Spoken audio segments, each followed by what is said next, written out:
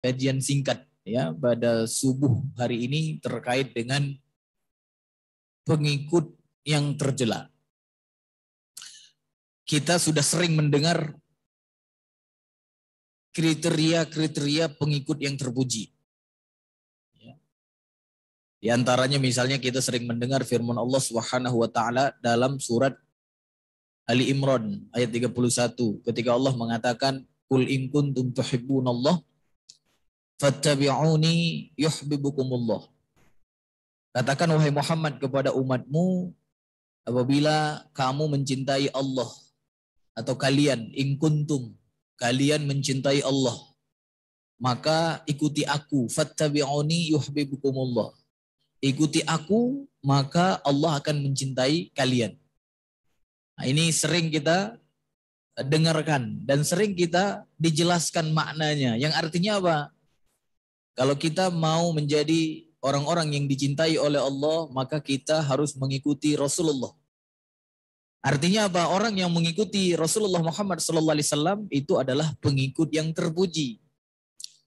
Tapi hari ini jamaah yang dirahmati Allah, ya kita jarang dijelaskan apa kriteria pengikut-pengikut yang tercela.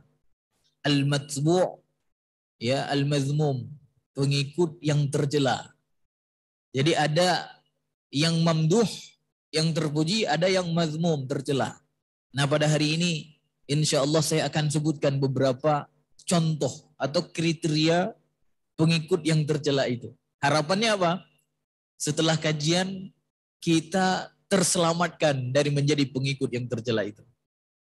Nah, yang pertama Bapak Ibu dirahmati Allah, ciri-ciri pengikut yang tercela itu adalah orang-orang yang mengikuti pendahulu mereka, yang mana yang dilakukan oleh pendahulu mereka itu bertentangan dengan apa yang diturunkan oleh Allah. Ya. Kalau bahasa Quran, pendahulu itu biasanya menggunakan kalimat aba, bapak-bapak, atau nenek moyang. Kalau kita lihat di dalam surat Az-Zukhruf ayat 22 misalnya, Allah katakan ya, ketika mengabadikan pernyataan orang-orang yang diajak untuk menerima apa yang diturunkan oleh Allah. Maka seringkali mereka mengatakan idh qalu, kata Allah, inna wajadna aba'ana ala ummatin wa inna ala atharihim muhtadun. Jadi Bapak Ibu dirahmati Allah, ketika dikatakan kepada mereka untuk menerima apa yang diturunkan oleh Allah, maka mereka mengatakan sesungguhnya inna wajadna, kami telah menemukan aba'ana ala ummatin, pendahulu-pendahulu kami, bapak-bapak kami, ala ummatin. Ya, apa makna ala ummah, Pak? Jadi kalau kita lihat di dalam tafsir Qurtubi, ya disebutkan oleh beliau perkataan Umar bin Abdul Aziz. Jadi Umar bin Abdul Aziz pernah mengatakan makna ala ummah itu adalah ala tariqah. Dan juga disebutkan di situ makna ala ummah adalah ala madhab.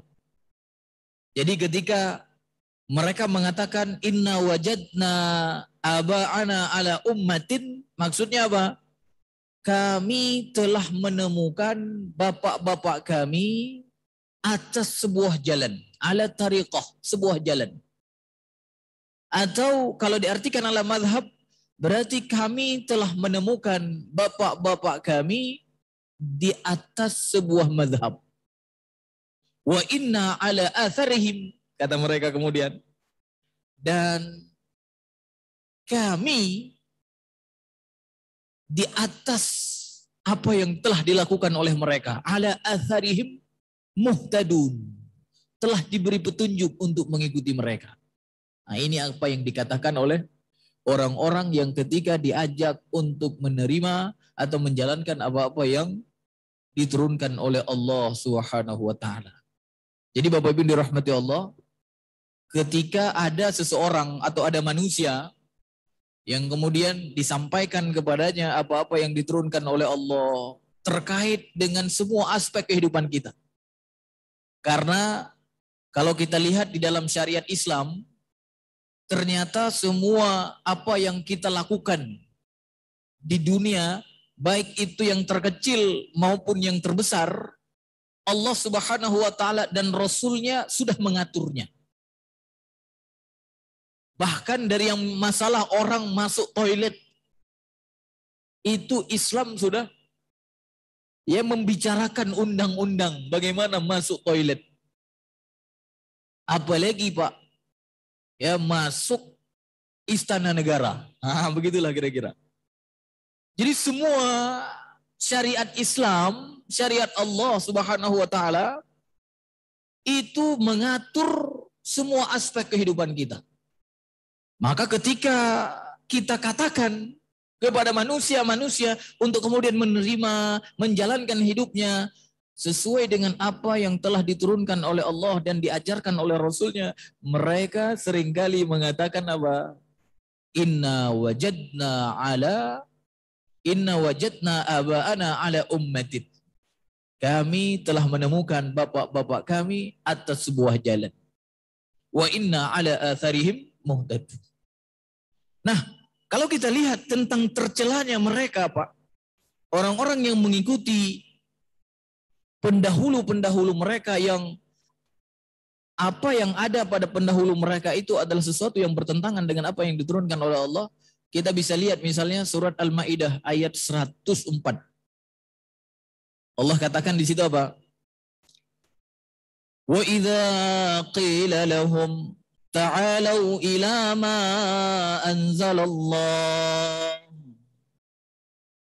qalu hasbuna ma wajadna alaihi aba'ana awalau kana aba'uhum la ya'lamuna syai'an wala.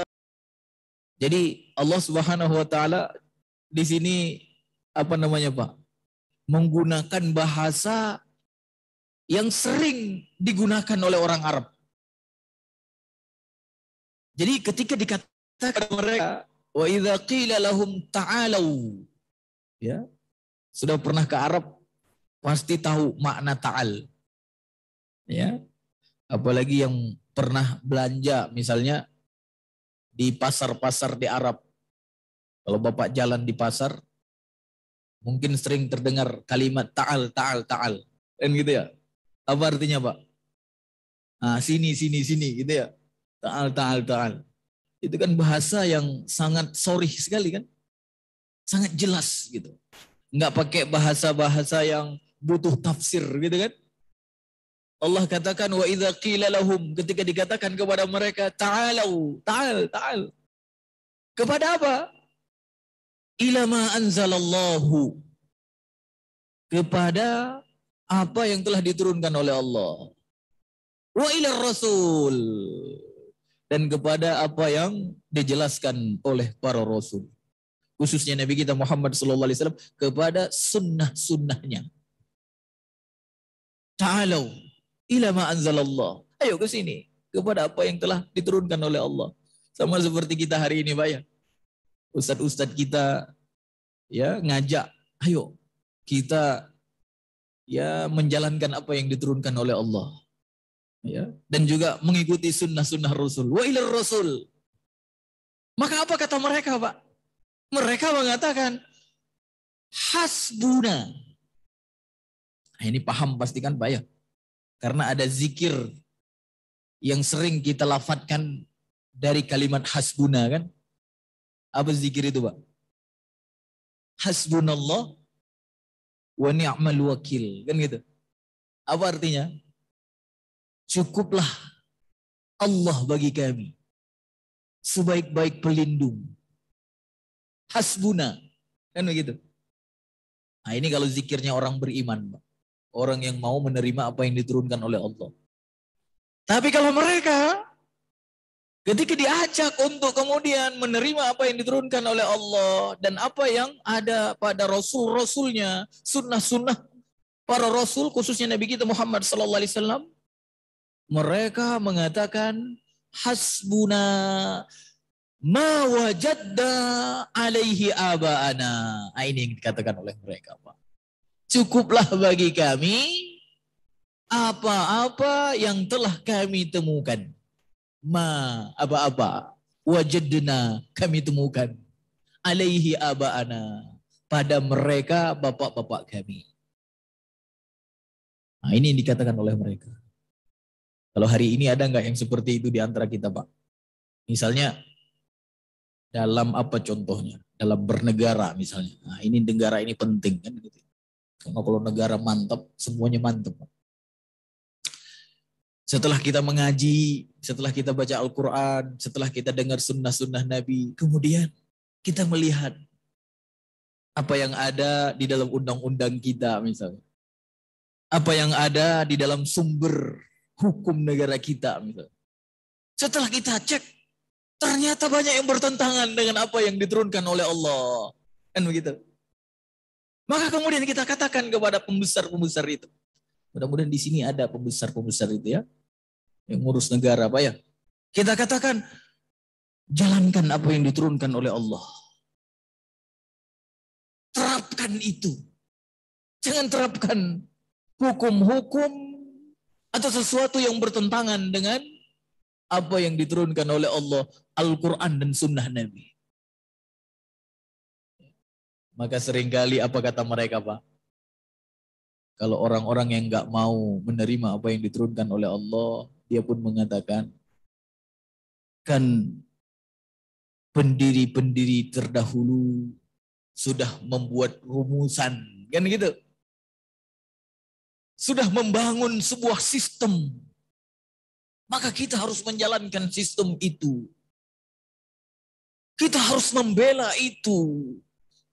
Karena dengan membela itu berarti kita menghargai mereka. Kan begitu. Maka muncullah slogan-slogan hari ini, Pak. Apa misalnya, Pak? Ya kita bela dengan harga mati. Misalnya kan gitu. Ya. Jadi harga mati itu banyak sekarang muncul, Pak. Ya, dia membela apa-apa yang telah ada pada pendahulu-pendahulu mereka dengan harga mati. Walaupun setelah kita kaji, kita temukan itu bertentangan atau tidak sesuai dengan apa-apa yang diturunkan oleh Allah dan diajarkan oleh Rasulnya. Tapi tetap dia katakan, ya kita hormati pendiri-pendiri. Apa kalau bangsa, apa namanya Pak? Pendiri bangsa itu namanya? Funding apa itu? Funding father, katanya gitu ya. Bapak Ibu dirahmati Allah. Kalau ada orang yang mengatakan seperti itu, berarti sama seperti apa yang disebutkan oleh Allah kepada mereka tadi. Di dalam surat Al-Ma'idah ayat 104 tadi.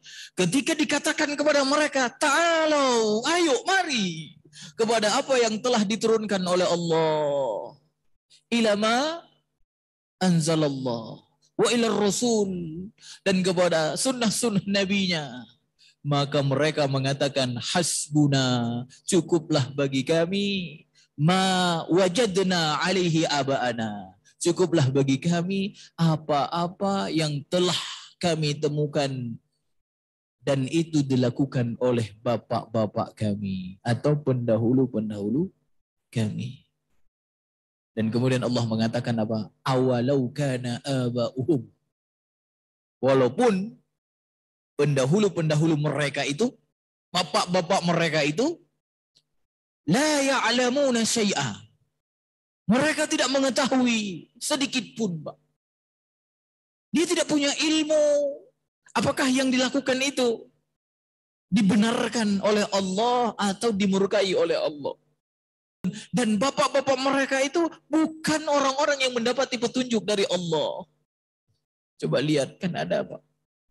Pendahulu-pendahulu kita, tapi mereka ketika membuat sebuah rumusan-rumusan, membuat sebuah undang-undang, tapi bukan karena mereka mendapatkan ilmu yang sesuai dengan Al-Quran dan Sunnah Nabi Muhammad SAW. Tapi tetap mereka Karena ingin mengikuti nenek moyang mereka, mereka pun mengikuti apa yang telah ada pada pendahulu-pendahulu tersebut. Ketahuilah Bapak Ibu rahmati Allah, ini adalah ciri-ciri pengikut yang tercela. Ya, bahkan kalau kita lihat lagi di dalam surat Al-Baqarah ayat 170. Sebenarnya ini maknanya sama dengan firman Allah yang ada di dalam surat Al-Maidah ayat 104 tadi. Tapi ya ini sebagai penekanan saja. Allah katakan di dalam surah Al-Baqarah ayat 170 apa Pak? Wa idza qila lahum ittabi'u ma anzalallah qalu bal nattabi'u ma alfayna alaihi aba'ana awalau kana aba'uhum la ya'qiluna. Ini hampir sama Pak ya. Cuma kalimat-kalimatnya saja beda. Ketika dikatakan kepada mereka ittabi'u. Kalau tadi ta'alau. Kalau sekarang ittabi'u. Apa arti ittabi'u Pak? Ikuti. Kalau tadi ta'alau ke sini. Kalau sekarang ikuti. Lebih jelas lagi Pak. Masya Allah. Ittabi'u ma anzalallah. Ketika dikatakan kepada mereka, ikuti apa yang telah diturunkan oleh Allah. Maka mereka mengatakan apa?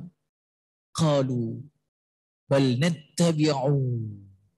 Kami mengikuti apa-apa yang telah kami temukan pada bapak-bapak kami. Awalau kana aba'uhum la ya'qiluna syai'a. Kalau di sini Allah menggunakan kalimat la ya'qiluna syai'a. Kalau tadi la ya'lamuna syai'a. Kalau tadi di dalam surat Al-Maidah ayat 104 Allah katakan walaupun bapak-bapak mereka tidak punya ilmu. Kalau di sini walaupun bapak-bapak mereka tidak berpikir. Jadi ternyata Pak, kita harus punya ilmu dan harus berpikir. Ada orang yang mendapatkan informasi, ya karena ilmu itu kan berarti informasi Pak ya. Dapat ilmu berarti dapat informasi. Ada orang yang dapat informasi seperti hari ini. Bapak dapat informasi dari saya, tapi kemudian dia tidak berpikir. Makanya penting dapat informasi dan berpikir. Inilah keistimewaan hamba-hamba Allah yang cerdas, Pak. Makanya kalau kita lihat di dalam Al-Quran, khususnya di akhir-akhir ayat, coba Bapak lihat. Seringkali kita temukan misalnya Allah katakan afala yatafakkarun, kan gitu kan? Habis itu ada kalimat lagi misalnya afala yatadabbarun. Jadi ketika kita baca Al-Quran, nah semua isi Al-Quran itu kan ilmu, Pak, informasi. Nah ketika kita mendapatkan informasi itu, kita kemudian disuruh tadabbur oleh Allah. Disuruh berpikir oleh Allah. Jadi secara tidak langsung Allah Subhanahu wa taala ingin menyampaikan kepada kita, kalian itu jangan menjadi pengikut yang asal ikut. Kalau bahasa yang sering kita dengar namanya taklid, tapi taklid buta namanya. Allah sebenarnya ingin menyampaikan itu. Makanya kemudian disebutkan di akhir-akhir ayat tadi, apakah kalian tidak berpikir? Apakah kalian tidak bertadabbur? Makanya tadi Pak, di dalam surat Al-Maidah ayat 104, awalau kana aba'uhum la ya'lamuna syai'a. Tidak mendapatkan apa? Informasi, tidak mengetahui sesuatunya. Tapi di sini 170 di dalam surat Al-Baqarah Allah katakan awalau kana aba'uhum la ya'qiluna syai'a. Ada orang-orang yang mendapatkan informasi tapi tidak berpikir sedikit pun. Tidak menggunakan akal sehatnya. Dan mereka tidak mendapati petunjuk dari Allah Subhanahu wa taala. Ya. Jadi Bapak Ibu dirahmati Allah, kita umat Islam, ya, umat Nabi Muhammad sallallahu alaihi wasallam, ya memang karena memang nanti ketika kita dibangkitkan, proses-proses akhirat akan kita jalankan. Dari mulai kita dimasukkan ke dalam kubur, itu adalah awal mula akhirat seseorang. Kemudian dibangkitkan, kemudian nanti dia ya dihitung amalan-amalannya, ditimbang apakah baik banyak keburukan, banyak kebaikannya. Ya, maka Bapak Ibu yang dirahmati Allah, ketika kita nanti berhadapan dengan Allah Subhanahu wa taala, kita akan berhadapan sendiri-sendiri di hadapan Allah. Maka ketika di dunia, kita harus memastikan apakah kita menjadi pengikut yang terpuji atau pengikut yang tercela itu. Karena kita tidak bisa mengatakan di hadapan Allah Subhanahu wa taala, ketika misalnya nanti di saat ditanya oleh Allah Subhanahu wa taala, kenapa kamu melakukan kesalahan-kesalahan? Kenapa catatanmu penuh dengan keburukan? Maka kita tidak bisa mengatakan, ya Allah, aku menjadi tersesat, aku menjadi pendosa, aku menjadi orang yang selalu melakukan kesalahan. Itu karena si fulan misalnya. Karena pemimpinku, karena ustadku, atau karena imamku. Tidak, Pak. Ini tidak berlaku alasan ini di hadapan Allah Subhanahu wa taala. Dan ini harus kita pikirkan dari sekarang gitu. Kalau nanti ketika kita sudah menjalani kehidupan akhirat, itu tidak berfungsi lagi pikiran kita. Makanya saat inilah ketika kita menemukan banyak informasi-informasi, banyak contoh-contoh yang telah ditunjukkan oleh Allah kepada kita.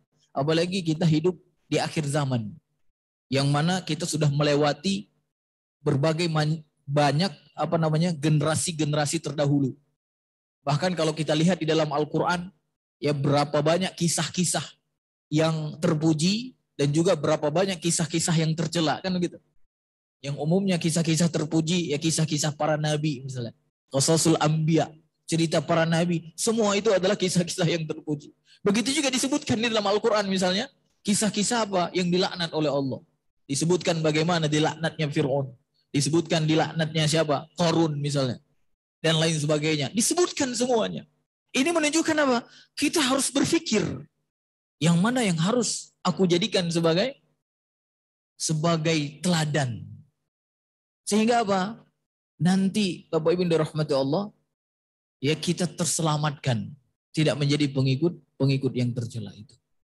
Dan sekali lagi, sekarang pun ya ketika kita hidup di dunia, ya ada di sekitar kita orang-orang yang selalu mengarahkan kita kepada keburukan dan selalu mengarahkan kita kepada kebaikan. Itu ada selalu. Maka kita harus menggunakan akal sehat kita.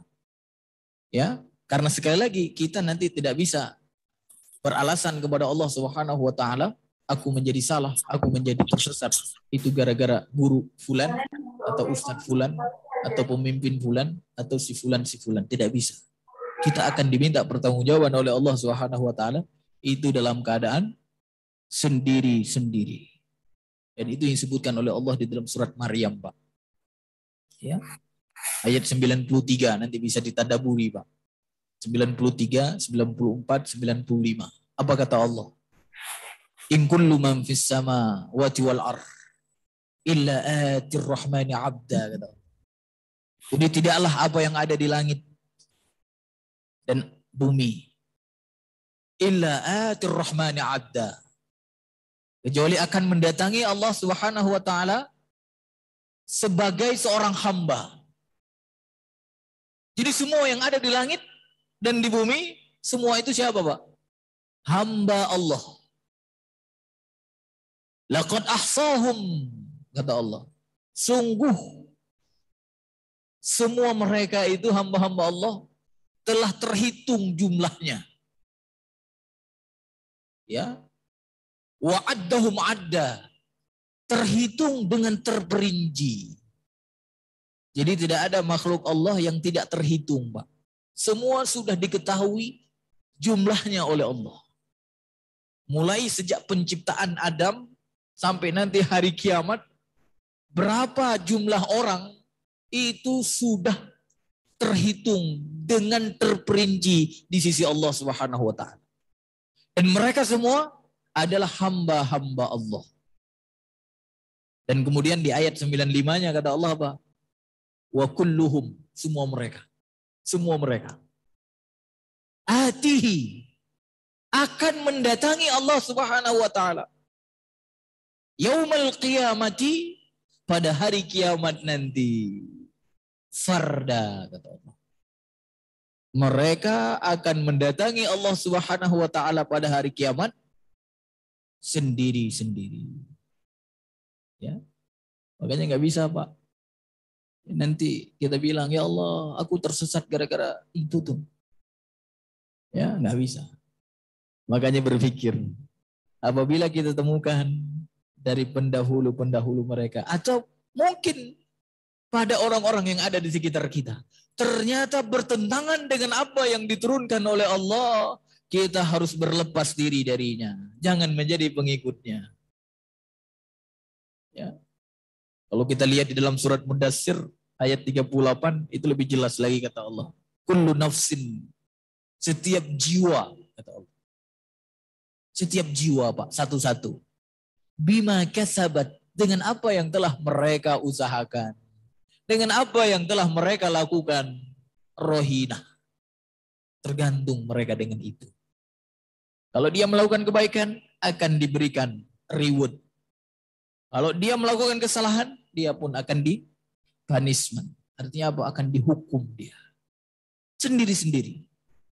Dan Allah Subhanahu wa taala ya tidak akan membiarkan seorang pendosa membawa dosa orang lain, tidak.